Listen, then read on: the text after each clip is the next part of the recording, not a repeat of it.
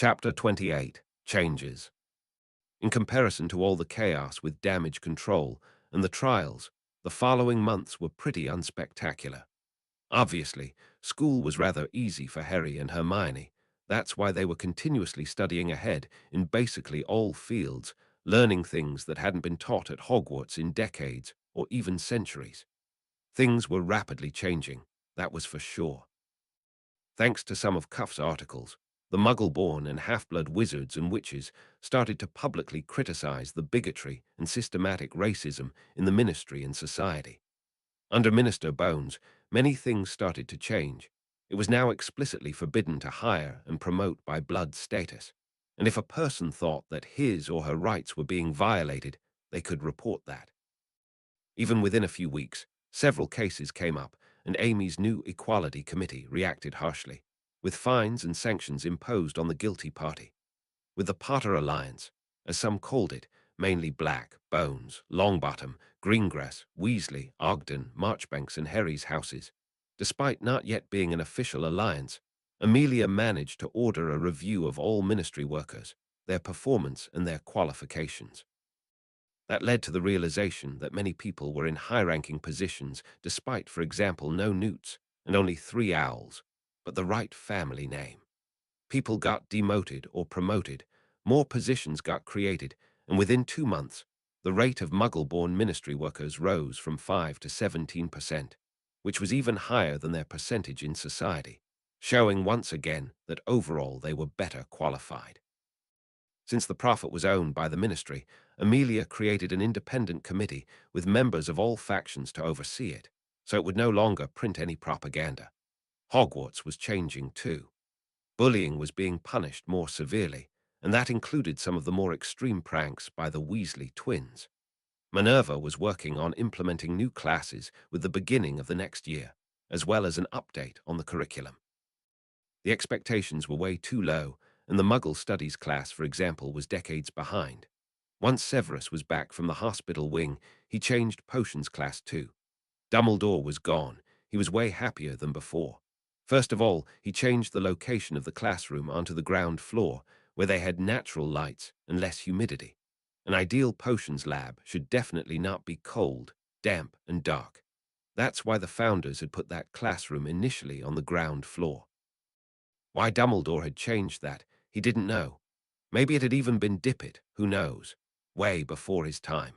Minerva even gave him the funds to implement standard wards and protections for potion labs, for example, to protect against fumes or against things being thrown into other people's cauldrons. Potions would be a safer class as of now. Over the summer holidays, they'd try to get Binns exorcised, and a Gringotts curse-breaker had already assured them that the Dada post was free of the curse, so Remus would be able to stay. Ronald, Seamus, McLaggen and co. tried some minor things a few times, but nothing successful. Not that it made Harry and Hermione's life easier, especially because there were enough Slytherins that hated them. Many of their fathers got arrested following the testimonies in the Wisengamot. Puffs and Lions, at least those blind Dumbledore supporters, had their issues with them because Dumbledore was in prison, which made their days not much better. A bit over half the students supported them, though, especially Ravenclaw House. Because of that, the two of them sat at their table quite often and had the most fascinating discussions. This time around, and mostly because of Padma, Luna had friends and was not being bullied for her unusual behavior. It wasn't as if anyone would understand what she was talking about on occasion, but they at least listened. So overall, one could say that things were better than last time around, but Hermione still didn't trust that. They were heading into the unknown. Maybe everything would get even worse at some point. Luckily, nothing like that happened until the end of the year. Gryffindor won the Quidditch Cup and the House Cup, just very few points ahead of the Claws. Harry and Hermione both got an award for special services, and the Lions held one hell of a party in the common room, even with non-Lions. For example, Daphne, Luna, Padma, Susan, and Hannah. Once the mandrakes were fully grown, all the basilisk's victims were unpetrified, and the school year ended pretty calmly. Hermione and Harry obviously got top scores in all exams, but Neville and Daphne, who by now were holding hands in public, were not so bad either. Ronald, on the other hand, nearly failed the year. but unfortunately only nearly. Once they were on the train, Harry and Hermione began getting nervous because they had no idea how the summer might be. Sirius and the Grangers hadn't met yet, and even though Sirius had reassured them that they could stay together, switching between Potter Manor, Grimmauld Place, and the Grangers, they were fearing that things wouldn't go as planned. That fear, though, was completely unfounded. Leaving the train, Harry and Hermione started looking for Sirius, since the Grangers couldn't enter the platform. After minutes of searching, they left 9 3/4, only to find Sirius, Remus, Dan, and Emma standing around together and laughing. Apparently the werewolf had introduced them to each other, and especially Dan and Sirius seemed to get along well, at least on first glance. Carefully they sneaked up to the four adults, and once they were close enough, Harry addressed Remus. "Moony, hope the old mutt didn't cause any problems. I know his manners are occasionally lacking. Dan, Emma, good seeing you. Is it okay if I bring my new dog home?" All but Sirius burst out laughing. They all knew about Padfoot. Harry's godfather, though, acted overly dramatic, to be precise, as if that hurt him, and said something along the lines of, "My own godson, how can he be so cruel to me?" before hugging Harry. Afterwards it was Emma's turn, who reassured Harry while hugging him that if he could take good care, then it wouldn't be an issue. On their way to a secluded spot for apparition, Sirius was still pouting. They heard someone calling for them. It was Amelia Bones, accompanied by Susan. Sirius started grinning and walked towards the head of the DMLE. Once he was standing opposite of her, they started kissing. Harry, Hermione, and Susan all turned away at once, and Harry just groaned. So much for my hope of teaching him some manners over the summer. Amelia, I do hope you know how to handle old dogs. Then he turned around to Hermione and acted as if he'd be whispering to her, but everyone could clearly hear it. Worst case scenario, I'll just lock them up at Grimmauld Place. Creature prefers me over Sirius. Shouldn't be an issue. After Sirius and Amelia, who had apparently decided to resume dating about 2 months ago, but hadn't told anyone, finally managed to stop kissing, they discussed their holiday plans for a while. At some point, Susan would probably join them, so Amelia and Sirius could either go on vacation at a black property abroad or just spend some time at Grimmauld Place. Remus would assist Sirius in unlocking the flue for the Grangers so they too could drop by. Once they were back at Potter Manor, both Harry and Hermione started settling in. On their way up to their rooms, which were next to each other, they talked about their plans for the holidays and about Sirius and Amy. Despite their stupid comments earlier, they were happy for them, especially after Azkaban. Sirius deserved to have a good life, and that thought did bring up another topic. Not in their conversation, but once Harry was emptying his trunk and putting on some comfy robes. He and Hermione. Didn't they now deserve some happiness too? They had briefly discussed the topic of dating and a relationship a few times, but it always ended with things like, "We have too much on our plates now," or "That D upset the timeline by a lot," or even "We should wait until everything is less stressful." Yes, it had always been a mutual decision, but now things were different. He loved her, that was a certainty, and she loved him. So, should he just ask her out during the summer? That might just be a good idea. And rationally speaking, Harry knew that nothing could go wrong. They were literally made for each other, soulmates in every sense of the word. But love was never rational. Just because he knew it, it didn't mean he knew it. He was still afraid, but he would do it. He'd ask her out. Not today, but soon. Definitely before the end of the holidays, that much he promised himself. Maybe he should write a letter to Neville about it, who was obviously better at the whole relationship thing than Harry. And that despite the fact that Harry had 7 years more experience. Kind of funny if you think about it. Especially because last time around Nev was hardly more than a timid boy at this point in time, and now he was a proud lion and dating the Ice Queen of Slytherin. Things were really changing. With the thought of asking Hermione out soon, he went downstairs. Dan and Sirius were chatting in one of the sitting rooms while Emma was preparing a big welcome home dinner with the elves. For the Grangers, things had changed too. Firstly, on the day when Minerva McGonagall knocked on their door for the first time, but even more once they ran into Harry Potter at Diagon Alley. When Minerva said the boy was being abused, they didn't hesitate for 1 second and offered to take him in until school started. They didn't care about the fact that he was emancipated and wealthy at some point then. He needed a family. and the fact that their little Hermione liked him, became his friend, made the decision pretty easy. They'd take care of Harry. And because they could flew to his manor at any time, or even stay there if they wanted to, they became, to a degree at least, part of the wizarding world. With Remus or Severus or Minerva being there quite regularly, things were never boring, and they never missed anything that happened in wizarding Britain. Now, with Sirius Black being free, that part of the world they had access to just got bigger, and so did Harry's family. One of the first things Sirius said to them after being introduced by Remus was, "Believe me, I won't take him from you. He'd hate me for it." From what Remus has told me, you became his family, and I'm pretty sure you don't want to change that, simply because I'm free and could care for him. I just want to become part of his family, so I hope we'll get along just fine. And that they did. Sirius and Dan both had a bit of a joking nature. Turns out Harry and Dan hadn't been the first to have sword fights in the corridors of Potter Manor.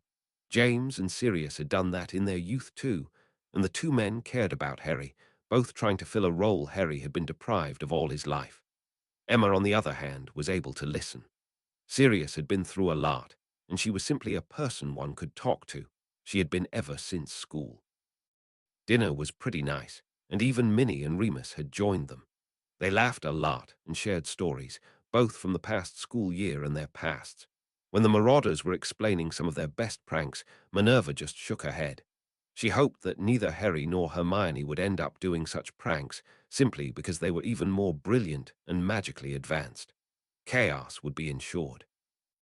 Then one of the house elves informed Harry and the others, as they were sitting together with him, that Severus had arrived via flu. Harry smiled. Then he got up and turned to Sirius.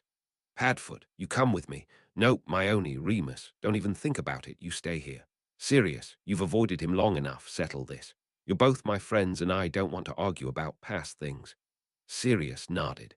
He knew that he couldn't avoid Severus forever. And Harry liked the man. Even Remus settled his disputes with him. Sirius was well aware of all the horrible things they had done to him, and if Severus was willing to forgive him and ask for forgiveness for his own sins, then they could peacefully coexist. Severus saw Black walking towards him, accompanied by Potter. He should have known it. He'd have to apologize, and so would Black. "Good evening, Severus. I take it you know what's on the agenda now. I'll be waiting for you two in the dining room, and please, I don't want the elves to clean up the scene of a murder." With that, he just left. "Severus, Lord Black. Oh, come on, drop the act and call me by my first name. You've earned that right by being there for Harry when I couldn't. Which in turn was my fault. I take it you know everything." "The prophecy. Yes, I know. We drove you into the Dark Lord's arms, and I know it. I feel just as guilty. Besides, we both know that old Dummels is the real guilty party." Both men had known that this encounter would be unavoidable. Both were aware of their sins, and both asked for forgiveness. Because of that, the other forgave them. They were by all accounts no friends, but they agreed on at least maintaining a civil relationship, for Harry's sake. Once the two of them entered the dining room together, Harry exclaimed something along the lines of "Thank God you're both still alive," and some money was exchanged between him and Remus. The werewolf had apparently won a bet. Both Severus and Sirius just shook their heads and took a seat, Sirius between Harry and Remus, Severus next to Dan Granger. The only other interesting thing was something only the adults saw, every single one of them. Dozens of times, Harry chatted quietly with the bushy-haired girl sitting on his right side, blushing on occasions, and more than once initiating small physical contact, a hand on her shoulder or something like that with her. And every single person save Harry and Hermione thought, finally. The first week of the summer halls, Harry and Hermione spent quite some time looking through Grimmauld Place. Dan occasionally joined them when work wasn't too much, and then they would sweep every room for interesting stuff with Sirius together, unless he was busy snogging Amy Bones. In comparison to the previous timeline, the house was so much lighter and cleaner. Creature was doing his best to follow Harry's wishes, and in the end the whole building was a mixture between traditional pureblood and warm and modern. With a bit of runes, they even managed to set up a home cinema, free of magical influences and with working Muggle tech. That led to a bit of a culture shock, a quite enormous one to be precise. when Amy came to visit Sirius and brought Susan with her. And while they were close with Susan, she wasn't part of Harry and Hermione's inner circle, so it took them half a day to get completely comfortable with each other. The Bones heiress was apparently quite adept when it came to cursed and jinxed objects, Amelia's specialty in her early Auror days, and so they had quite a good time looking, definitely not touching, at some of those things Creature, Sirius and Remus put aside for further inspection. It was fun, without a doubt, but what was even more fun was their little surprise for the evening. They led Susan, Amy, and Sirius, the latter two having no idea what Harry and Hermione had done here, into their home cinema. Oh nice, that looks way more comfy than Mom's sitting room. Good job, you two. So what is that all about now? Just wait a bit, Padfoot, we're still waiting for some guests. Those guests were, who would have guessed, Severus, Minerva, Phileas, and Remus, as well as the Granger parents. They had invited Neville and Daphne too, but apparently Nev was taking his girlfriend out for dinner. Susan was pretty surprised that four of her teachers were just casually hanging out with Harry and Hermione, even addressing them by their first name. Soon Minerva saw the young girl's discomfort and confusion, exchanged brief words with her colleagues and walked up to her. "Miss Bones, good to see you. I hope you're enjoying your holiday so far." "Oh, yes, Professor, I am." Minerva all but laughed. "Oh, come on, we're away from school. We allow you to call us by our first names if you give us the same privilege. Everyone here is doing it. If you keep being formal, that would be strange." Susan hesitated, but then nodded. Minerva smiled at her before being called away by Harry with a loud "Aunt Minnie." The elderly lady just shook her head. "That boy. If I wouldn't love him like family, and if I wouldn't have been his grandmother's best friend, he'd end up with a heavy scolding, detentions, and a stinging jinx. I do hope that Sirius, now that he's dating Amelia, won't be a bad influence on you. I don't need more mischievous students at Hogwarts." Susan laughed out loud and reassured Minerva that this wouldn't happen before deciding that she could show her cheekier side. "I have every intention at becoming prefect and head girl, Prof. Minerva, I don't think that being mischievous would help me with that." On the other hand, James Potter was head boy too. She grinned at Minnie, and without commenting that any further, walked up to Sirius to loudly discuss some of his better pranks.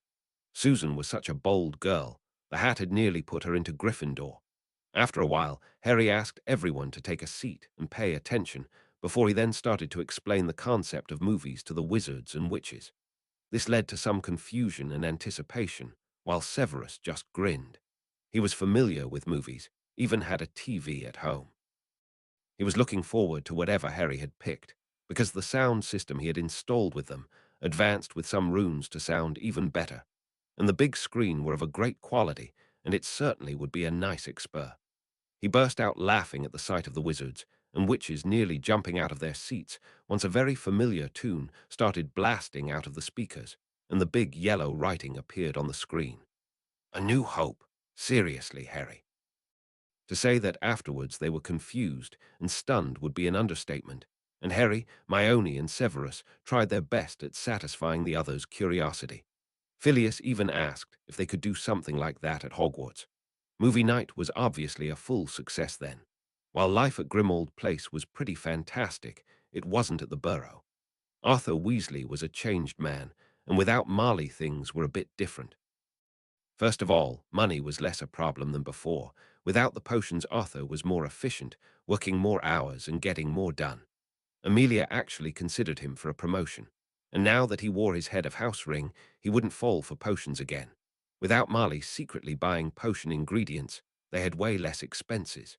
Things were looking better for the Weasleys. Bill was still in Britain. The goblins had offered him another post, this time in London instead of Egypt. Something along the lines of being a liaison for the Ministry of Magic.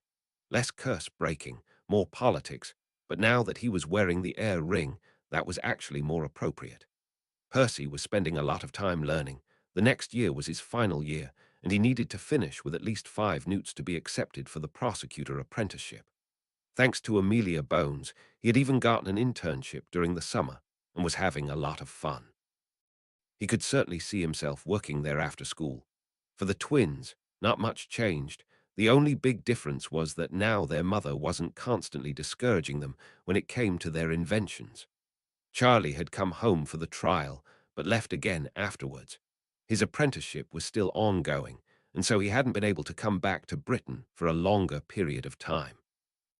Ginny was mostly at St. Mungo's these days, but her recovery was very slow-going, and up until now not really anything had changed. It hurt the Weasley men to see her that way, angry and upset, confused and obsessed. They just had to wait and hope for the best. For Ronald, though, things got worse. He had nearly failed the year, and his hatred towards Harry and Hermione was not something Arthur could or would tolerate. Ron was grounded for the duration of the holidays, wasn't allowed to fly, and had to study. Ronald Weasley was angry. Thanks to Dan Potter, his mother was in prison just because of those potions. His sister was the only one to deserve Potter, so they could get to his fortune. Dumbledore said Potter would die, so then they could spend all the money without worrying about the idiot. And now even worse, his father was different, stricter on him. He wasn't even allowed to play Quidditch, he had to study. But then Ronald grinned. He was by all means no stupid, just lazy. School had never mattered to him, because all he had planned for his life was get some of Potter's fame and fortune and then go play Quidditch. Now, though, he would have to change. If he'd study and get better at magic, then one day he could get his revenge. For him, it was a certainty that Dumbledore would get out of Azkaban, and then he'd side with the true leader of the light. Main thing was that he didn't raise any suspicions. In secret, he'd learn and get stronger. Nathaniel Parkinson screamed as his Lord's Cruciatus curse hit him. Once again, he had failed. About 2 months ago, he had finally found the spirit of the Dark Lord in Albania, but in a very weak state. He had expected something like that. His father had been one of those that had assisted Tom Riddle with his Horcrux research at and after school before he became Lord Voldemort. That's why he created some sort of an artificial body to possess. But that one was rotting away quickly, and he had to renew it every 3 weeks. And since it needed a sacrifice of an adult wizard, they risked gaining attention. The Cruciatus was a punishment for failing to obtain a new wizard.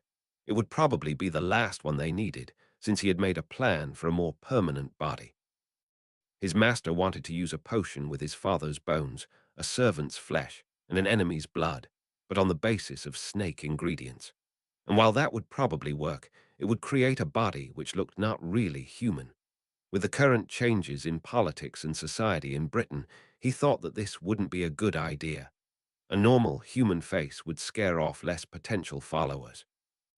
Besides, few people remember that face, since the Dark Lord had already used partial transfiguration to look scarier and snake-like during the First War.